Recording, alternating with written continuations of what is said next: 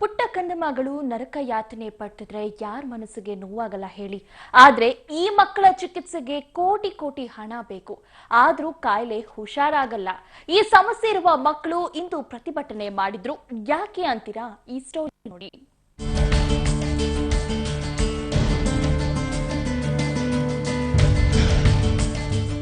ಈ ಪುಟ್ಟ ಪುಟ್ಟ ಮಕ್ಕಳು ಹುಟ್ಟಿದಾಗ ನಿಮ್ಮಂತೆ ಆರೋಗ್ಯವಾಗಿದ್ವು. ಬಳಿಕ ಈ ಮಕ್ಕಳಿಗೆ ಲೈಸೋಸೊಮಲ್ ಅನ್ನೋ ವಿಚಿತ್ರ ಕಾಯಿಲೆಗೆ ಬಲಿಯಾದ್ರು. ಇವರ ದೇಹ 30ರಿಂದ 40 ವಿವಿಧ ಕಾಯಿಲೆಗಳ ಗೂಡಾಗಿರುತ್ತೆ. ಈ ಮಕ್ಕಳ ಕಾಯಿಲೆ ಎಂದೂ ಗುಣವಾಗಲ್ಲ, ಆದ್ರೆ ಚಿಕಿತ್ಸೆ ಪಡೆದು ಸ್ವಲ್ಪ ನಿರಾಳರಾಗಬಹುದು ಅಷ್ಟೇ. ಚಿಕಿತ್ಸೆ ಪಡೆಯೋಣ ಅಂದ್ರೆ ಅಲ್ಲೂ ಒಂದು ಸಮಸ್ಯೆ ಕಾಡುತ್ತೆ. ಏನಪ್ಪಾ ಅಂದ್ರೆ ವಾರ್ಷಿಕ ಚಿಕಿತ್ಸೆಗೆ 1 ಕೋಟಿ ವೆಚ್ಚವಾಗುತ್ತೆ. ಈ ಮಕ್ಕಳಿಗೆಲ್ಲ ಟ್ರೀಟ್ಮೆಂಟ್ ಕಾಸ್ಟ್ ಎಲ್ಲ ತುಂಬ ಇದೆ, ಮೇಂಟೆನೆನ್ಸ್ ಎಲ್ಲ ತುಂಬ ಕಷ್ಟ ಆಗ್ತಾ ಇದೆ. ಎಲ್ಲ ಮಕ್ಕಳದು ನಾರ್ಮಲ್ ಇಲ್ಲ. ನಮ್ಮ ಮಗಳಿಗೇ 40,000 to 50,000 ಮಂತ್ಲಿ ಖರ್ಚು ಬರ್ತದೆ. ಗೌರ್ಮೆಂಟಿಂದ ಏನು ಸಪೋರ್ಟ್ ಇಲ್ಲ ನಮಗೆ.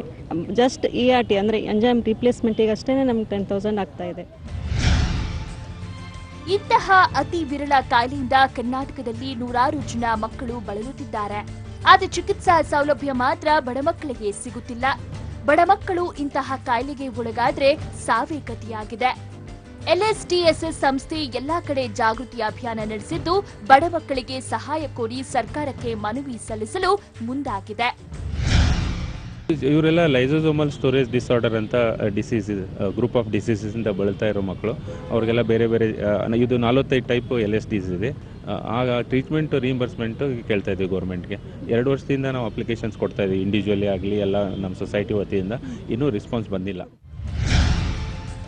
ಸರ್ಕಾರ ಅನಾವಶ್ಯಕವಾಗಿ ಎಷ್ಟೋ ಬಾರಿ ಕೋಟಿ ಕೋಟಿ ಹಣ ವೆಚ್ಚ ಮಾಡುತ್ತೆ. ಅದರಲ್ಲಿ ಸ್ವಲ್ಪ ಭಾಗ ಹಣವನ್ನಾದ್ರೂ ಇಂತಹ ಮಕ್ಕಳ ಚಿಕಿತ್ಸೆಗೆ ಭರಿಸಿದ್ರೆ ಈ ಪುಟ್ಟ ಕಂದಮಗಳ ನರಕ ಯಾತನೆಗೆ ಬ್ರೇಕ್ ಹಾಕಬಹುದು. ಪವಿತ್ರ ಕರ್ತಲ, ಪಬ್ಲಿಕ್ ಟಿವಿ, ಬೆಂಗಳೂರು.